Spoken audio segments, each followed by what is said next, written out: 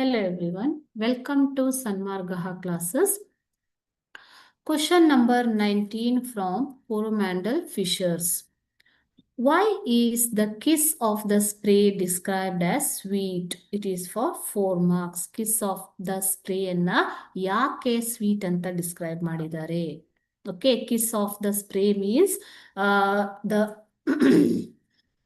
in touch of sea water, the touch of the sea water on the face of the fisherman, ಚಿಮ್ಮಿ ಬರುವಂಥದ್ದು. ಓಕೆನಾ?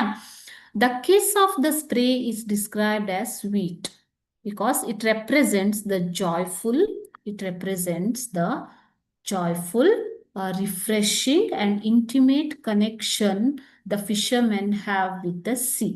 Okay, so ಇದು ಏನನ್ನು describe ಮಾಡುತ್ತೆ? ಅವರ ಒಂದು ಸಮುದ್ರದ ಜೊತೆಗೆ ಇರುವಂತಹ ಒಂದು ಖುಷಿಯಾದ, ಜಾಯ್ಫುಲ್ ಅಂತಂದ್ರೆ ಸಂತಸದಾಯಕ, ರಿಫ್ರೆಶಿಂಗ್.